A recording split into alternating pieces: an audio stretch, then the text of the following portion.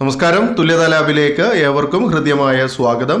+1 തുല്യത, humanities, commerce വിഷയങ്ങൾ എടുത്ത് പഠിക്കുന്ന എല്ലാ പഠിതാക്കൾക്കും ഇമ്പോർട്ടൻ്റ് ആയിട്ട് പഠിക്കേണ്ട ഒരു വിഷയമാണല്ലോ എക്കണോമിക്സ് എന്ന് പറയുന്നത്. ഇക്കണോമിക്സിന് 2 പുസ്തകമാണ് നമുക്ക് പഠിക്കാനുള്ളത്. അതിൽ ഒന്നാമത്തെ പുസ്തകം ഇക്കണോമിക്സ് അല്ലെങ്കിൽ ഇന്ത്യൻ സമ്പദ് വ്യവസ്ഥയുടെ വികാസം എന്ന് പറഞ്ഞിട്ടുള്ള ഒരു പുസ്തകമാണ്. രണ്ടാമത്തേത് സ്റ്റാറ്റിസ്റ്റിക്സ് ഫോർ ഇക്കണോമിക്സ് അഥവാ ഇക്കണോമിക്സിന് വേണ്ടിയിട്ടുള്ള സാംഖികം എന്ന് പറഞ്ഞിട്ടുള്ള ഒരു പുസ്തകമാണ്. ഇങ്ങനെ 2 ബുക്കാണുള്ളത്. ഈ 2 പുസ്തകങ്ങളിൽ നിന്ന് നമുക്ക് ടോട്ടൽ 19 ചാപ്റ്ററാണ് പുസ്തകത്തിൽ കൊടുത്തിരിക്കുന്നത്. പക്ഷെ നമുക്ക് ഈ വർഷം ഇതിൽ 2 പുസ്തകങ്ങളിലും ഡിലീറ്റ് ചെയ്ത ചാപ്റ്റേഴ്സ് ഉണ്ട്, അതായത് ഒഴിവാക്കപ്പെട്ട ചാപ്റ്റേഴ്സ് ഉണ്ട്. ആ ഒഴിവാക്കപ്പെട്ട ചാപ്റ്റേഴ്സ് നമ്മൾ പഠിക്കേണ്ടതില്ല.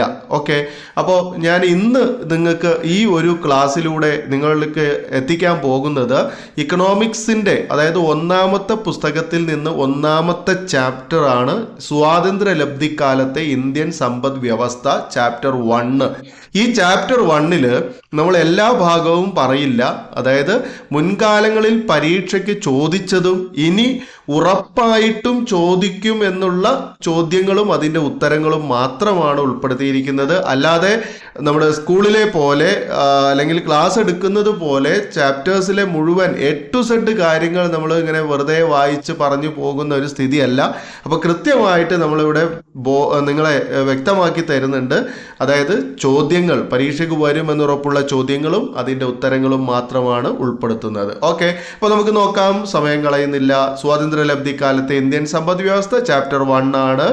ബ്രിട്ടീഷുകാർ ഇന്ത്യയിൽ നടപ്പിലാക്കിയ സാമ്പത്തിക നയത്തിന്റെ ലക്ഷ്യങ്ങൾ എന്തെല്ലാമാണ്? ഇതാണ് ഒന്നാമത്തെ ഒരു ടോപ്പിക്, ഒന്നാമത്തെ ഒരു ചോദ്യം. ബ്രിട്ടീഷുകാർ ഇന്ത്യയിൽ നടപ്പിലാക്കിയ സാമ്പത്തിക നയത്തിന്റെ ലക്ഷ്യങ്ങൾ എന്തെല്ലാമാണ്? ചിലപ്പോൾ ഈ ചോദ്യം ബ്രിട്ടീഷുകാർ ഇന്ത്യയിൽ 2 സാമ്പത്തിക നയങ്ങൾ നടപ്പിലാക്കിയിട്ടുണ്ട്, അത് ഏതെല്ലാമാണ് അങ്ങനെയും ചോദിക്കും. ഓക്കെ, ഏത് രീതിയിലാണ് ചോദിക്കുക? ബ്രിട്ടീഷുകാർ ഇന്ത്യയിൽ നടപ്പിലാക്കിയ സാമ്പത്തിക നയത്തിന്റെ ലക്ഷ്യങ്ങൾ എന്തെല്ലാമാണെന്ന് ചോദിക്കാം. അല്ലെങ്കിൽ ഈ ചോദ്യം ബ്രിട്ടീഷുകാർ ഇന്ത്യയിൽ 2 സാമ്പത്തിക നയങ്ങൾ കൊണ്ടുവന്നു, അത് ഏതെല്ലാമാണെന്ന് ചോദിക്കാം. ഓക്കെ, എന്തായാലും ഉത്തരം വളരെ സിമ്പിളാണ്. ഇന്ത്യയെ അസംസ്കൃത വസ്തുക്കൾക്കുള്ള ഉറവിടമാക്കി മാറ്റി എന്നുള്ളതാണ് ഒന്നാമത്തെ പോയിന്റ്. 2 പോയിന്റാണ്. ആയിട്ട് തന്നെ ഉത്തരം എഴുതുക. ഇന്ത്യയെ അസംസ്കൃത വസ്തുക്കൾക്കുള്ള ഉറവിടമാക്കി മാറ്റി. രണ്ടാമത്തേത് ഇന്ത്യയെ ഉൽപ്പന്നങ്ങൾ വിറ്റഴിക്കാനുള്ള കമ്പോളമാക്കി മാറ്റി. ഇന്ത്യയെ ഉൽപ്പന്നങ്ങൾ വിറ്റഴിക്കാനുള്ള കമ്പോളമാക്കി മാറ്റി. ക്ലിയർ അല്ലേ? ഓക്കെ, ഇനി രണ്ടാമത്തെ ചോദ്യത്തിലേക്ക് പോകുന്നു. വളരെ ഇമ്പോർട്ടൻ്റ് ആയിട്ടുള്ള ഒരു ചോദ്യമാണ്. ബ്രിട്ടീഷ് ഭരണ കാലയളവിൽ ഇന്ത്യയുടെ കാർഷിക മേഖല സ്തംഭിക്കാനുണ്ടായ കാരണങ്ങൾ എന്തെല്ലാമാണ്? ബ്രിട്ടീഷുകാർ ഇന്ത്യ ഭരിക്കുന്ന കാലയളവിൽ ഇന്ത്യയുടെ കാർഷിക മേഖല സ്തംഭിച്ചു, അതായത് കാർഷിക മേഖല നിന്നുപോയി. അതായത് കൃഷിയും മറ്റു പ്രവർത്തനങ്ങളൊന്നും നമ്മുടെ രാജ്യത്തിലെ കർഷകർ ചെയ്തില്ല. അതെന്തുകൊണ്ടാണ്? അതിനുള്ള പ്രധാനപ്പെട്ട കാരണങ്ങൾ എന്തൊക്കെയാണ്?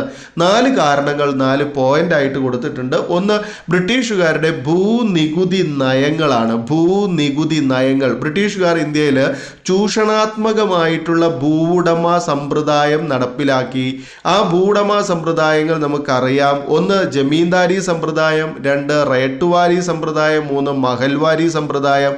അപ്പോൾ അതിലേക്ക് ഞാൻ പോകുന്നില്ല, അത് ഇമ്പോർട്ടൻ്റ് ആണ്. പക്ഷേ അത് അത്രയ്ക്ക് അങ്ങോട്ട് ഇമ്പോർട്ടൻ്റ് അല്ല, അതിനേക്കാൾ കടുകട്ടി ഇമ്പോർട്ടൻ്റ് ആണ് ഇപ്പോൾ നമ്മൾ പറഞ്ഞുകൊണ്ടിരിക്കുന്നത്. അപ്പോൾ 4 കാരണങ്ങൾ കൊണ്ടാണ് ഇന്ത്യയിലെ കാർഷിക മേഖല സ്തംഭിച്ചു പോയത് ബ്രിട്ടീഷുകാർ ഭരിക്കുമ്പോൾ. അതിൽ ഒന്നാമത്തേത് ഭൂനികുതി നയങ്ങളാണ്. രണ്ടാമത്തേത് ജലസേചന സൗകര്യത്തിന്റെ കുറവ്. മൂന്നാമത്തേത് മോശമായ സാങ്കേതിക വിദ്യ. നാലാമത്തേത് കുറഞ്ഞ വളപ്രയോഗം. ഒന്നുകൂടെ പറയാം, ഭൂനികുതി നയങ്ങൾ. രണ്ടാമത്തേത് ജലസേചന സൗകര്യത്തിന്റെ കുറവ്. മൂന്നാമത്തേത് മോശമായ സാങ്കേതിക വിദ്യ. നാലാമത്തേത് കുറഞ്ഞ വളപ്രയോഗം. ഓക്കെ, അതുപോലെ 1 മാർക്കിന് ചോദിക്കുന്നത്, അപ്പോൾ ഞാൻ ഈ പറഞ്ഞതൊക്കെ 4 മാർക്കിന്റെ ചോദ്യമാണ് കേട്ടോ. നേരത്തെ പറഞ്ഞത് 2 മാർക്കിന്റെ ചോദ്യമാണ്. ഇനി നമ്മൾ 1 മാർക്കിന്റെ ഒരു ചോദ്യത്തിലേക്ക് നോക്കാം. കൃഷിയുടെ വാണിജ്യവൽക്കരണം എന്ന് ഉത്തരം വരുന്ന ഒരു ചോദ്യം നമുക്ക്, അതായത് ഉത്തരത്തെ ചോദ്യമാക്കി തരും. ഭക്ഷ്യവിളകൾക്ക് പകരം നാണ്യവിളകൾ കൃഷി ചെയ്യുന്ന സമ്പ്രദായം എന്തു പേരിൽ അറിയപ്പെടുന്നു? ഓക്കെ, എന്താണ്? ഭക്ഷ്യവിളകൾക്ക് പകരം നാണ്യവിളകൾ കൃഷി ചെയ്യുന്ന സമ്പ്രദായം അറിയപ്പെടുന്നത് കൃഷിയുടെ വാണിജ്യവൽക്കരണം എന്നാണ്. ഓക്കെ, അതുപോലെ തന്നെ വൺ വേർഡ് ചോദിക്കുന്ന മറ്റൊരു ചോദ്യമാണ് എന്താണ് ടിസ്കോ എന്ന് ചോദിക്കും. ടിസ്കോ എന്ന് പറയുന്നത് Tata iron and steel company, അതായത് ടാറ്റയുടെ ഇരുമ്പുരുക്കു വ്യവസായശാല എന്നാണ്. അത് സ്ഥാപിച്ചത് ജാംഷഡ്ജി ടാറ്റ 1907 ബീഹാറിലെ ജാംഷഡ്പൂരിലാണ്. അത്രമാത്രം അവിടെ പഠിച്ചാൽ മതി, വേറെ ഒന്നുമില്ല. ഓക്കെ, 1907 ബീഹാറിലെ ജാംഷഡ്പൂരിൽ ജാംഷഡ്ജി ടാറ്റ, ഓക്കെ, ജാംഷഡ്ജി ടാറ്റ, ജാംഷഡ്പൂര്, ബീഹാർ, 1907. ടിസ്കോ, ഇത്രയേ ഉള്ളൂ കേട്ടോ. ഓക്കെ, അതുപോലെ തന്നെ ഒരു 4 മാർക്കിന്റെ ഇമ്പോർട്ടൻ്റ് ആയിട്ടുള്ള ഒരു ചോദ്യമാണ് ജനസംഖ്യാ പരിവർത്തന സിദ്ധാന്തം. ജനസംഖ്യാ പരിവർത്തന സിദ്ധാന്തം അഥവാ ഡെമോഗ്രാഫിക് ട്രാൻസിഷൻ തിയറി എന്ന് ഇംഗ്ലീഷ് പറയും. എന്താണ് ജനസംഖ്യാ പരിവർത്തന സിദ്ധാന്തം? ഇത് കൊണ്ടുവന്നത് ആരാണ്? ജനസംഖ്യാ പരിവർത്തന സിദ്ധാന്ത പ്രകാരം ഇന്ത്യ ഇതിൻ്റെ ഏത് ഘട്ടത്തിലാണ് നിൽക്കുന്നത്? അങ്ങനെയൊക്കെ ചോദ്യങ്ങൾ വരാവുന്നതാണ്. എന്തായാലും ജനസംഖ്യാ പരിവർത്തന സിദ്ധാന്തം എന്ന് കേട്ടാൽ നിങ്ങൾക്ക് ചാടി വീണ് ഉത്തരം പറയാൻ പറ്റും. അതിൽ നമുക്ക് ആൻസറിലേക്ക് നോക്കാം. ജനസംഖ്യാ പരിവർത്തന സിദ്ധാന്തം കൊണ്ടുവന്നത് ഫ്രാങ്ക് നൊട്ടസ്റ്റ്യൻ ആണ്. ഫ്രാങ്ക് നൊട്ടസ്റ്റ്യൻ ആണ്. എന്താണ് ജനസംഖ്യാ പരിവർത്തന സിദ്ധാന്തം? ഒരു രാജ്യത്തിൻ്റെ സാമ്പത്തിക വികസനവും ജനസംഖ്യയും തമ്മിലുള്ള ബന്ധം കാണിക്കുന്നതാണ് ജനസംഖ്യാ പരിവർത്തന സിദ്ധാന്തം. ഒരു രാജ്യത്തിൻ്റെ ജനസംഖ്യയും സാമ്പത്തിക വികസനവും തമ്മിലുള്ള ബന്ധത്തെ കാണിക്കുന്നതാണ് ജനസംഖ്യാ പരിവർത്തന സിദ്ധാന്തം. ഓക്കെ, കൊണ്ടുവന്നത് ഫ്രാങ്ക് നൊട്ടസ്റ്റ്യൻ എന്ന് പറയുന്ന വ്യക്തിയാണ്. ഓക്കെ, ഇത് 3 ഘട്ടങ്ങളിലൂടെയാണ് കടന്നു പോകുന്നത്. അതായത് ഏതൊരു രാജ്യത്തിൻ്റെയും ജനസംഖ്യ 3 ഘട്ടങ്ങളിലൂടെ കടന്നു പോകുന്നു. അതിൽ 1-ാം ഘട്ടം ജനന നിരക്കും മരണനിരക്കും കൂടുതലുള്ള ഘട്ടമാണ്. അതായത് ജനനനിരക്കും ഉയർന്നതായിരിക്കും, മരണനിരക്കും ഉയർന്നതായിരിക്കും. അത് ഒരു രാജ്യത്തിൻ്റെ അവികസിത സമ്പദ് വ്യവസ്ഥയെ കാണിക്കുന്നതാണ്. അതായത് രാജ്യത്തിലെ ജനങ്ങൾ, ഒരുപാട് ആളുകൾ ജനിക്കുന്നു, ആ ജനിക്കുന്ന ഒരുപാട് ആളുകൾ മരണപ്പെടുന്നു എങ്കിൽ അവിടെ ആ രാജ്യം അവികസിതമായിരിക്കും എന്നുള്ളതാണ് മനസ്സിലാക്കേണ്ടത്. രണ്ടാമത്തേത് 2-ാം ഘട്ടം എന്നുള്ളതാണ്.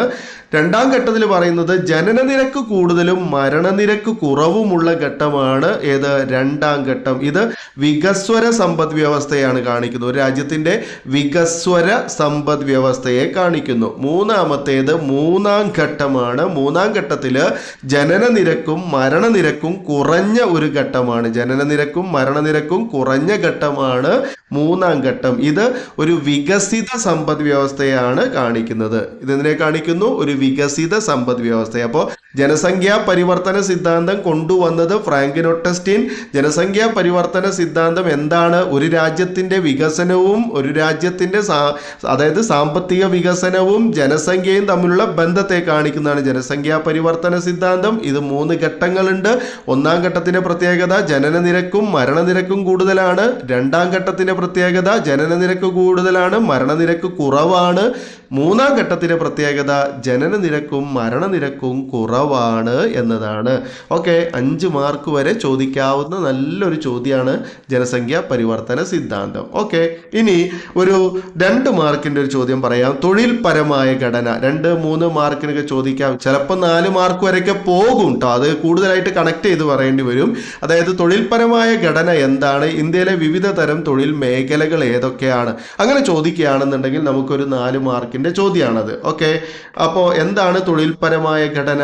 അതായത് വിവിധ മേഖലകളിൽ തൊഴിലെടുക്കുന്ന ആളുകളുടെ എണ്ണത്തെ വിളിക്കുന്ന പേരാണ് തൊഴിൽപരമായ ഘടന. വിവിധ മേഖലകളിൽ തൊഴിലെടുക്കുന്ന ആളുകളുടെ എണ്ണമാണ് തൊഴിൽപരമായ ഘടന. ഇന്ത്യയിലെ തൊഴിൽ മേഖലകളെ 3 തരംതിരിച്ചിട്ടുണ്ട്. 1 പ്രാഥമിക മേഖല, 2 ദ്വിതീയ മേഖല, 3 തൃതീയ മേഖല. പ്രാഥമിക മേഖല, ദ്വിതീയ മേഖല, തൃതീയ മേഖല. എന്താ പ്രത്യേകത? പ്രാഥമിക മേഖല കൃഷിയും അനുബന്ധ പ്രവർത്തനങ്ങളുമാണ് ഉൾപ്പെടുന്നത്. ദ്വിതീയ മേഖലയിൽ നിർമ്മാണ പ്രവർത്തനങ്ങളും അതുപോലെ തന്നെ വ്യവസായങ്ങളൊക്കെയാണ് ഉൾപ്പെടുന്നത്. അതുപോലെ തൃതീയ മേഖലയിൽ എല്ലാത്തരം സേവന പ്രവർത്തനങ്ങളും ഉൾപ്പെടുന്നു. ഓക്കെ, അപ്പോൾ അത്രയും കാര്യങ്ങൾ ആ ഒരു തൊഴിൽപരമായ ഘടനയുമായി ബന്ധപ്പെടുത്തിയിട്ട് മനസ്സിലാക്കുക. ഇമ്പോർട്ടൻ്റ് മാത്രമേ പറയുന്നുള്ളൂ. ഓക്കെ, ഇനി അടുത്ത വളരെ ഇമ്പോർട്ടൻ്റ് ആയിട്ടുള്ള ഒരു ചോദ്യം, ഇന്ത്യയിൽ ബ്രിട്ടീഷുകാർ നടപ്പിലാക്കിയ റെയിൽവേയുടെ അനന്തര ഫലങ്ങൾ എന്തൊക്കെയാണ്? ബ്രിട്ടീഷുകാർ ഇന്ത്യയിൽ നടപ്പിലാക്കിയ റെയിൽവേയുടെ അനന്തര ഫലങ്ങൾ, കോൺസിക്വൻസസ് എന്നാണ് ഇംഗ്ലീഷ് പറയുക. ഗുണങ്ങളും ദോഷങ്ങളും ചിലപ്പോൾ അങ്ങനെയും ചോദിക്കാം. ഓക്കെ, റെയിൽവേയുടെ അനന്തര ഫലങ്ങൾ അല്ലെങ്കിൽ റെയിൽവേയുടെ ഗുണങ്ങളും ദോഷങ്ങളും. അപ്പോൾ നമ്മളൊരു 4 പോയിന്റ് ഇവിടെ കൊടുത്തിട്ടുണ്ട്. അത് പോയിന്റ് ആക്കിയിട്ട് തന്നെ പഠിക്കുക. ഒന്നാമത്തെ പോയിന്റ്, ദീർഘദൂര യാത്രയ്ക്ക് സഹായകമായി അല്ലെങ്കിൽ സഹായിച്ചു. ദീർഘദൂര യാത്രയ്ക്ക് സഹായിച്ചു. രണ്ടാമത്തേത്, ഭൂമിശാസ്ത്രപരവും സാംസ്കാരികവുമായ തടസ്സങ്ങൾ ഇല്ലാതാക്കി. ഭൂമിശാസ്ത്രപരവും സാംസ്കാരികവുമായ തടസ്സങ്ങൾ ഇല്ലാതാക്കി. ഇതാണ് രണ്ടാമത്തെ പോയിന്റ്. മൂന്നാമത്തെ പോയിന്റ്, ഉൽപാദന കേന്ദ്രങ്ങളെയും വിപണികളെയും തമ്മിൽ ബന്ധിപ്പിച്ചു. ഉൽപ്പാദിപ്പിക്കുന്ന സ്ഥലങ്ങളെയും വിൽക്കാനുള്ള സ്ഥലങ്ങളെയും തമ്മിൽ ബന്ധിപ്പിച്ചു. നാലാമത്തേത്, കൃഷിയുടെ വാണിജ്യവൽക്കരണത്തിന് ഇടയാക്കി. കൃഷിയുടെ വാണിജ്യവൽക്കരണത്തിന് ഇടയാക്കി. വളരെ ഇമ്പോർട്ടൻ്റ് ആയിട്ടുള്ള ഒരു ചോദ്യമാണ്, 4 മാർക്കിൻ്റെ ഒരു ചോദ്യമാണ് കേട്ടോ. ഓക്കെ, അപ്പോൾ മനസ്സിലാക്കുക, റെയിൽവേയുടെ അനന്തര ഫലങ്ങൾ 4. ഒന്ന്, ദീർഘദൂര യാത്രയ്ക്ക് സഹായകമായി. രണ്ടാമത്തേത്, ഭൂമിശാസ്ത്രപരവും സാംസ്കാരികവുമായ തടസ്സങ്ങൾ ഇല്ലാതാക്കി. മൂന്നാമത്തേത്, ഉൽപാദന കേന്ദ്രങ്ങളെയും വിപണികളെയും തമ്മിൽ ബന്ധിപ്പിച്ചു. നാലാമത്തേത്, കൃഷിയുടെ വാണിജ്യവൽക്കരണത്തിനിടയാക്കി.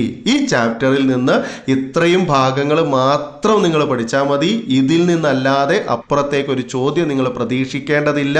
ഇനി ഒരു 1 വേർഡ് ഞാൻ ആഡ് ചെയ്യപ്പെടുന്നുണ്ട്. അതായത് ബ്രിട്ടീഷ് ഭരണകാലത്ത് ഇന്ത്യയുടെ ദേശീയ വരുമാനം കണക്കാക്കിയ വ്യക്തി ആര്? ദാദാഭായ് നവറോജി. ബ്രിട്ടീഷ് ഭരണകാലയളവിൽ ഇന്ത്യയുടെ ദേശീയ വരുമാനം കണക്കാക്കിയത് ആരാണ്? ദാദാഭായ് നവറോജി. ഞാനത് പറയാത്തതെന്ന് വെച്ചാൽ ദാദാഭായ് നവറോജിയെ കുറിച്ച് ഒരു ചോദ്യം പബ്ലിക് എക്സാമിന് ഉണ്ടാകും, പക്ഷേ അത് ഇവിടെ നിന്നാവണം എന്ന് ഉറപ്പില്ല. 4ാമത്തെ ഒരു ചാപ്റ്ററിൽ ദാദാഭായ് നവറോജിക്ക് നല്ലൊരു ആൻസർ വരുന്നുണ്ട്, ചിലപ്പോൾ അവിടെ നിന്നും ആവാം. അതുകൊണ്ടാണ് ഞാനിത് പറയാൻ മനഃപൂർവ്വം പറയാതെ പോകുന്നതാണ്. എന്നാലും ഞാനിവിടെ ഓർമ്മിപ്പിച്ചിട്ടുണ്ട്. അപ്പോൾ ഇത്രയും കാര്യങ്ങൾ നിങ്ങൾ ഈ 1ാമത്തെ ചാപ്റ്ററിൽ നിന്ന് പഠിക്കുക. ഇത് മാത്രം പഠിച്ചാൽ മതി. 1ാമത്തെ ചാപ്റ്ററിൽ നമ്മൾ കൃത്യമായുള്ള കാര്യങ്ങൾ വ്യക്തമായിട്ട് പറഞ്ഞിട്ടുണ്ട്. അപ്പോൾ ഈ വീഡിയോ നിങ്ങൾക്ക് തീർച്ചയായും ഉപകാരപ്പെടുന്നതാണ്. ലൈക്ക് ചെയ്യാൻ മറക്കരുത്. അതുപോലെ നിങ്ങളുടെ എല്ലാ സുഹൃത്തുക്കളിലേക്കും മാക്സിമം ഷെയർ ചെയ്യുക. ആദ്യമായി കാണുന്നവർ സബ്സ്ക്രൈബ് ചെയ്ത് തൊട്ടടുത്ത് കാണുന്ന ഓൾ എന്ന ബെല്ല് എനേബിൾ ചെയ്തു വെക്കുക. പുതിയ വീഡിയോയ്ക്ക് വേണ്ടി കാത്തിരിക്കുക. ഓക്കെ, ഇനി നമുക്ക് വീണ്ടും പുതിയൊരു ടോപ്പിക്കുമായി പുതിയ വീഡിയോയിൽ കാണാം. വീഡിയോ കണ്ടിരുന്ന എല്ലാവർക്കും നന്ദി. Thanks for watching.